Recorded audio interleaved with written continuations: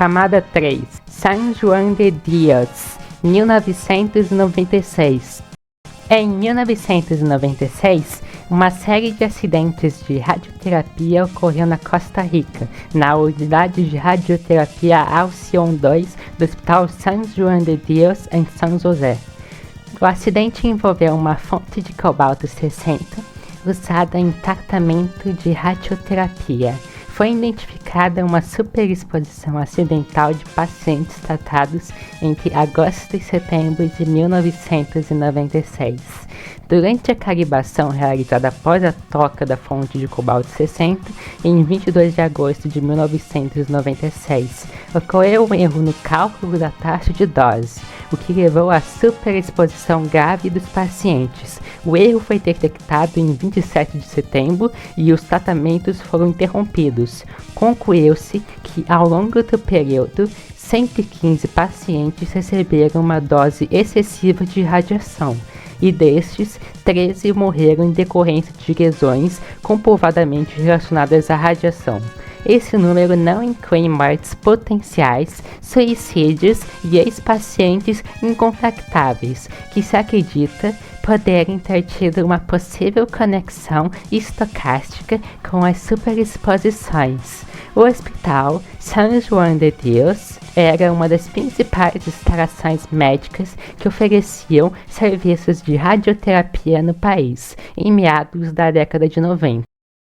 A instituição introduziu máquinas de terapia com cobalto 60 para o tratamento de câncer. A radioterapia é um componente crítico nesse tratamento. No entanto, existem calibração e dosimetria cuidadosas para garantir a segurança e eficácia dos procedimentos. Antes do acidente, cresciam as preocupações internacionais sobre os riscos em radioterapia, especialmente em instalações mal equipadas, nas quais equipamentos obsoletos e a falta de supervisão regulatória poderiam comprometer a segurança. O sistema de saúde da Costa Rica estava em processo de modernização na época, e embora a radioterapia fosse uma modalidade de tratamento estabelecida, a aplicação rigorosa de medidas de segurança e procedimentos de controle de qualidade pode não ter sido praticada de forma consistente. O responsável pela dosimetria acreditava estar usando a centésima parte de um minuto, quando na realidade tratava-se de segundos. Isso resultou em uma dose aproximadamente 60% maior do que a prevista. Somente em julho de 1997 foi realizada uma revisão oficial, então apenas 73 dos pacientes originais permaneciam vivos. Desses 73, 70 foram examinados e avaliados. No momento da avaliação, 4 pacientes apresentaram consequências catastróficas, enquanto outros 16 sofriam efeitos graves de superexposição. 26 indivíduos apresentaram efeitos leves, porém com maior risco de desenvolver complicações futuras. 22 pacientes examinados apresentaram poucos ou nenhum efeito identificável e foram informados de que tinham apenas baixo risco de efeitos futuros. 2 dos pacientes avaliados foram superexpostos. Em 2001, o radiofísico cujo erro causou as superdosagens foi acusado de 16 homicídios culposos e condenado a 6 anos de prisão. Terac 25. Terac 25 era uma máquina de radioterapia controlada por computador, muito moderna para sua época, por permitir o uso do mesmo equipamento para aplicar diferentes doses de radiação em pacientes. Houve pelo menos 6 acidentes entre 1985 e 1987, nos quais pacientes receberam overdoses de radiação. Pelo menos 5 mortes ocorreram em decorrência desses eventos, causados por erros no software que controlava a máquina. O caso evidenciou o risco de softwares responsáveis por operações críticas de segurança. A máquina operava em 2 modos de tratamento: terapia de peixes direto ou indireto, que aplicava desde baixas energias até energias altas durante um curto período de tempo. Terapias com raio-x, que usavam phase diretons, passando por um alvo de tungstênio, que o convertia em raio-x. No modo de feixe de elétrons direto, um feixe de baixa intensidade era emitido diretamente pela máquina e em seguida era espelhado para uma concentração segura usando magnetos. No modo de raio-x, a máquina havia sido projetada para rotacionar entre 3 componentes no caminho do feixe de alta intensidade, de modo a moderar sua força e moderar seu formato. O target convertia o feixe de elétrons em raio-x, um filtro que moderava esses raios e uma câmera de íons, que media a intensidade do feixe. Os acidentes ocorriam quando o feixe de alta intensidade era ativado sem que o target tivesse sido rotacionado para o lugar correto. O software da máquina não detectava essa condição e não conseguia identificar que o paciente estava recebendo uma dose letal de radiação, nem impedir que isso ocorresse.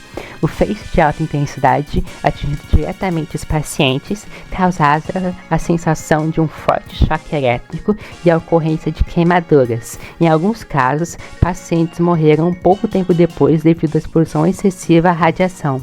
Pesquisadores investigaram os acidentes e encontraram diversas causas que contribuíam para os eventos. Entre elas estavam erros de desenvolvimento que poderiam ter sido evitados, como o código do software não havia sido revisado e testado independentemente. O projeto do software não havia sido documentado com detalhes suficientes para permitir o entendimento dos erros. A documentação do sistema fornecida aos usuários não explicava o significado dos códigos de erro que a máquina retornava. A primeira reação dos funcionários da ASL, fabricante da máquina, foi negar a existência de erros. Os pesquisadores também encontraram diversos problemas de engenharia. O projeto não continha travas de hardware para impedir que o feixe de elétrons de alta intensidade fosse aplicado sem o filtro estar em seu lugar. O software de modelos mais antigos havia sido reutilizado sem considerar as diferenças de hardware. Os modelos antigos possuíam travas de hardware. Quando o defeito se manifestava nesses modelos, eles reiniciavam, o que sempre havia sido visto como algo perturbador, mas nunca foi investigado. O software considerava que os sensores sempre funcionavam corretamente, e não haviam como verificar isso. O sistema de controle não operava sincronizado com a interface usada pelo operador. Caso o operador mudasse a configuração da máquina muito rapidamente, o sistema não atribuía os valores digitados aos controles, o que levava à aplicação de doses letais. Overflows podiam fazer o software não executar procedimentos de segurança. Albert Stevens. Albert Stevens, também conhecido como paciente CAL-1, era um pintor de casas americano de Ohio, que foi submetido a um experimento involuntário de radiação humana e sobreviveu à maior dose acumulada de radiação conhecida em um ser humano. Em 14 de maio de 1945, recebeu uma injeção de plutônio sem seu conhecimento, pois acreditava-se erroneamente que tinha uma doença terminal. O plutônio permaneceu presente em seu corpo pelo resto de sua vida, a quantidade decaindo lentamente por meio de decaimento radioativo e eliminação biológica. Stevens morreu de doença cardíaca cerca de 20 anos depois, tendo acumulado uma dose efetiva de radiação de 64 sievert, sendo a dose anual atualmente autorizada para um trabalhador exposto à radiação nos Estados Unidos de 0,05 sievert. Stevens deu entrada no Hospital da Universidade da Califórnia em São Francisco, com uma úlcera gástrica que foi diagnosticada erroneamente como câncer terminal. De acordo com Earl Miller, chefe interino de radiologia na época, ele foi escolhido para esse estudo porque estava condenado à morte.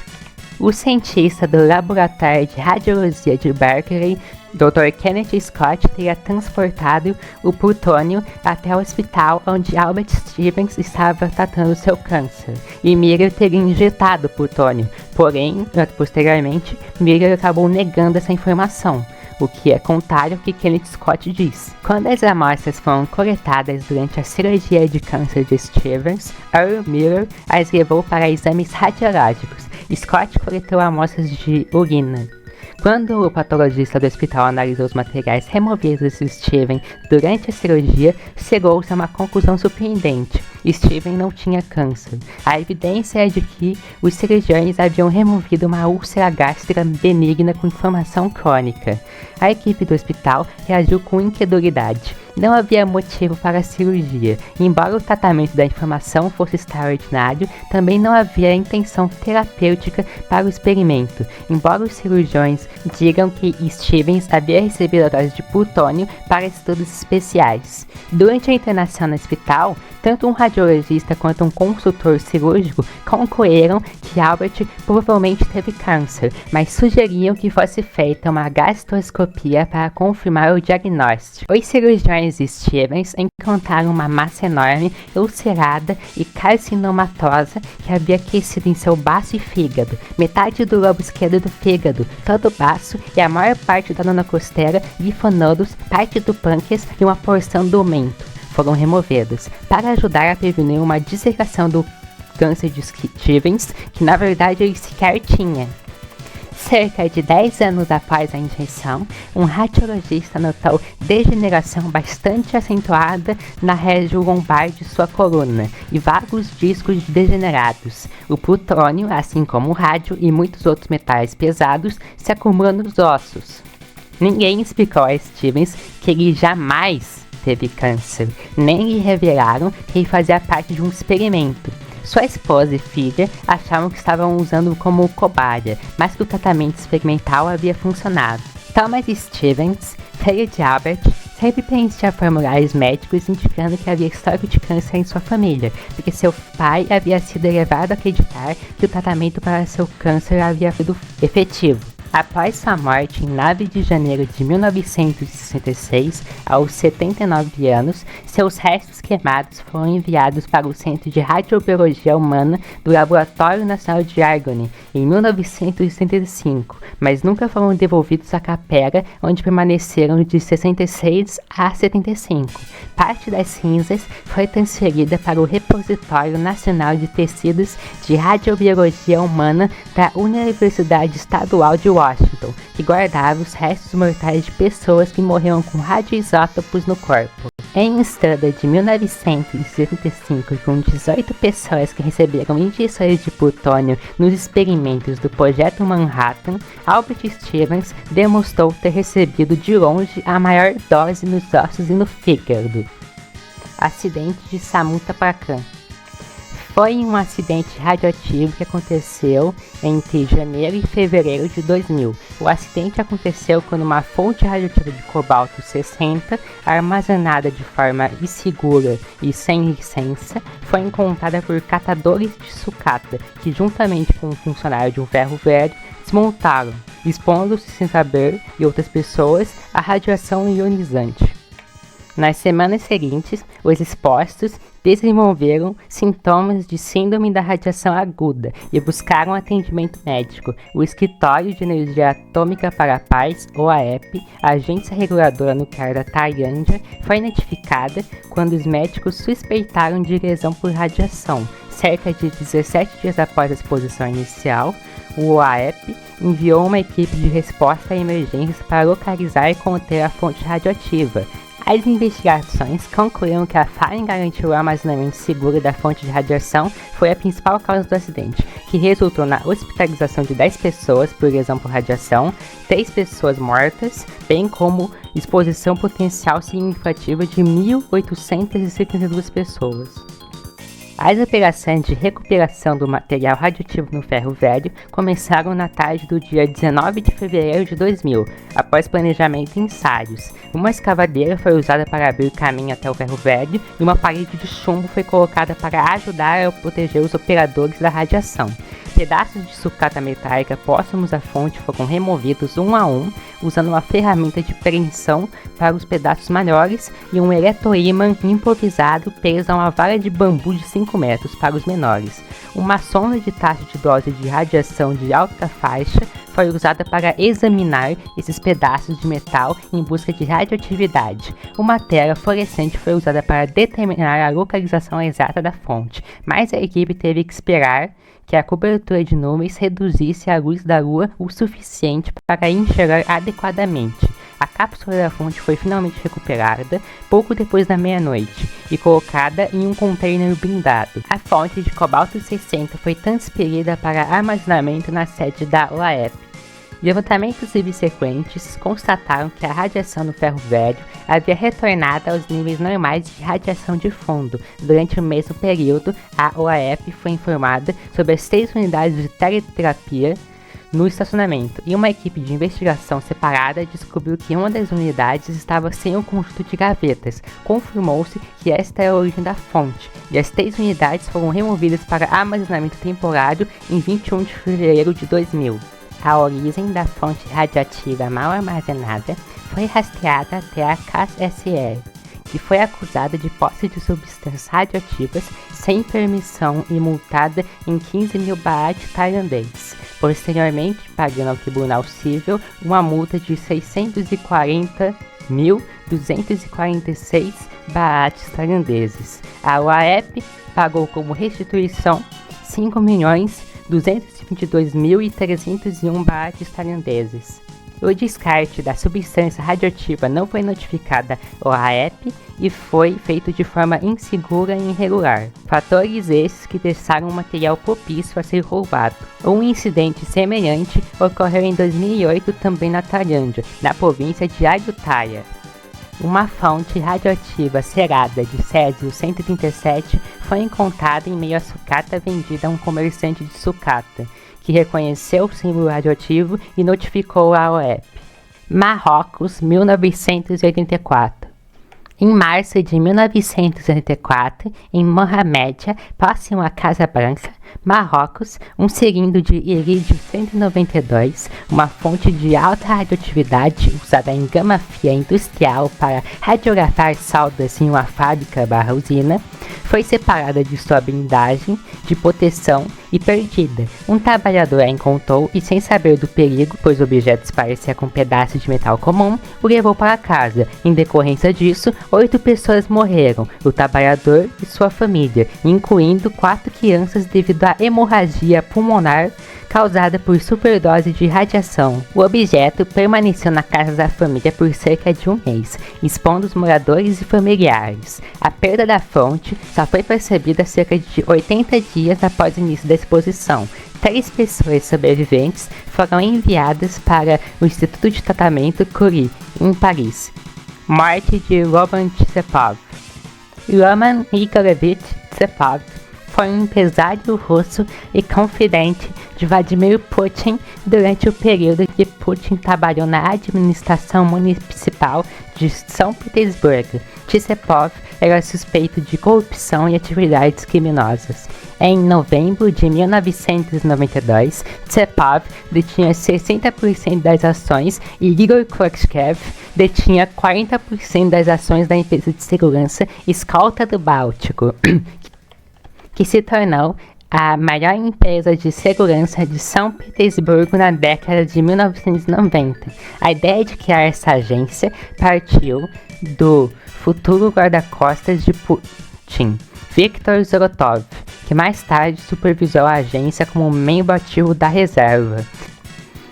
A empresa fornecia proteção a altos funcionários de São Petersburgo, incluindo o prefeito da cidade, Anatoly Sobchak, e sua família, bem para o vice-prefeito na época, Vladimir Putin.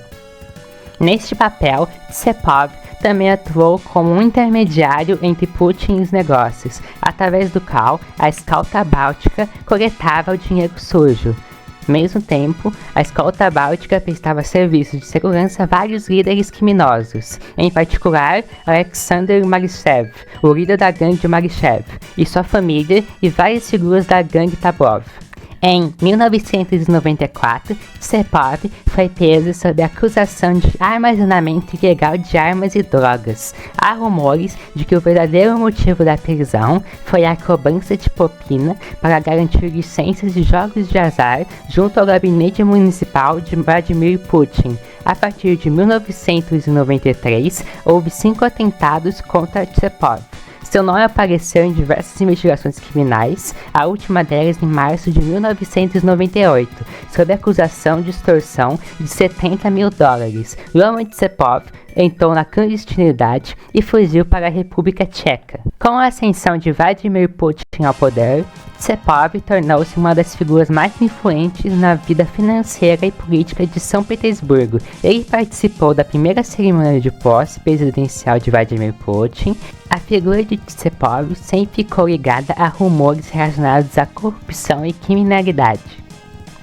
O poder e a influência de Tchepov foram atribuídos a sua estreita ligação com o então ministro do interior Rashid Nagarev, o chefe do Serviço de Segurança Presidencial Viktor Zolotov e o vice-chefe de administração presidencial Igor Sechin. Em 11 de setembro de 2004, Tchepov visitou colegas em um escritório local da FSB, onde tomou uma xícara de chá. No mesmo dia, sentiu-se mal e, em seguida, desenvolveu uma doença muito grave com sintomas como vômito, diarreia e uma queda repentina na contagem de glóbulos brancos. Tratado no Hospital 31 em São Petersburgo, ele morreu dia 24 de setembro. Uma autópsia revelou envenenamento por um material radioativo não especificado. Ele apresentava sintomas semelhantes aos de Alexander Litvinenko.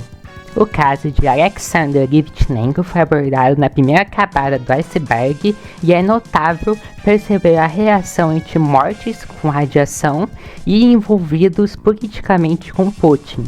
Os acidentes de radioterapia em Columbus de 1974 e 1976. Em 1974, a XT calibrou uma unidade de tecterapia de cobalto-60 com uma curva de decaimento incorreta. A taxa de decaimento calculada era mais rápida do que a da fonte real, levando a taxa de dose subestimada entre 10 a 45% e a um tempo de tratamento superestimado. Nenhuma outra calibração ou verificação foi realizada entre maio de 1974 a janeiro de 1976.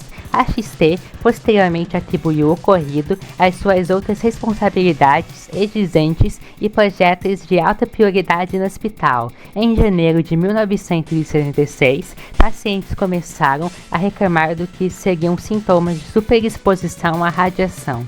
Um radioterapeuta solicitou que a XT fizesse uma medição de emissão, revelando o erro, e a unidade de teleterapia foi ajustada. Em março, o hospital solicitou que uma equipe externa do MD Anderson Cancer Center revisasse o acidente.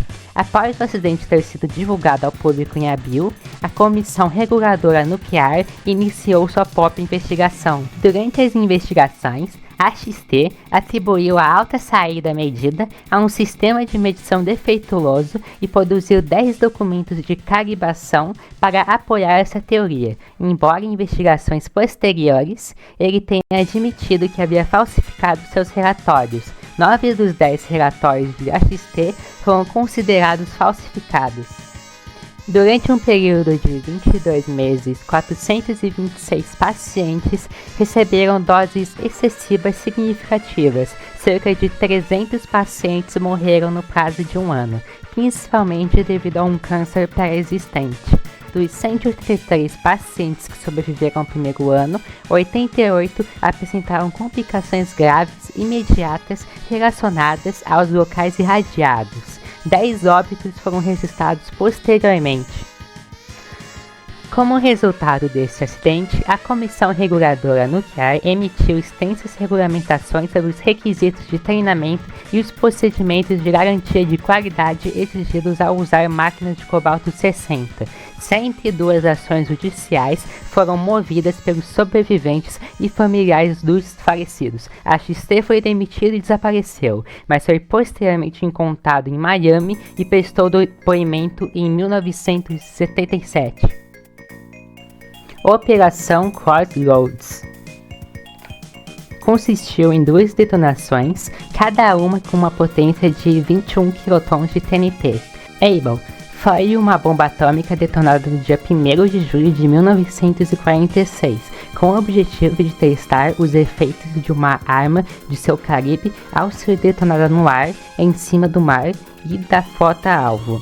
Ela foi lançada por um B-29 Superfortress e detonada a 158 metros de altura, gerando 23 quilotons, afundando apenas 5 alvos.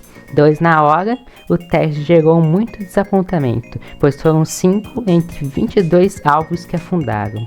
O teste teve 109 ratos, 146 porcos, 176 caprinos e 3.030 ratos brancos, ocupando trechos dos 22 navios alvos, que são normalmente ocupados por pessoas. 10% dos animais morreram pela explosão, 15% pela bola de fogo, 10% durante os estudos sobre os efeitos da radiação, 35% dos animais morreram no total, mesmo a bomba tendo errado seu alvo e não contaminando ele. A cabra número 119, com uma madura, morreu 4 dias depois. 2 dias a mais que a cabra número 53. Teste Baker. Baker foi uma bomba atômica detonada com o objetivo de testar que efeitos a detonação de um artefato nuclear abaixo da linha da água teria contra navios. Ela foi a 5ª bomba nuclear da história e a primeira a ser detonada abaixo do mar. A imagem da detonação tornou-se um modelo a ser usado em vídeos detalhando explosões de bombas nucleares. O teste foi mais bem sucedido que o realizado com a bomba Able. A detonação debaixo da água criou uma onda de choque que rompeu os cascos dos navios. A bomba foi fundeada e detonada a 27 metros abaixo da linha da água, em 25 de julho de 1946. O navio anfíbio LSM-60 estava no ponto zero e nenhuma parte identificável desta embarcação foi encontrada. Presumiu-se ter sido o navio vaporizado pela bola de fogo.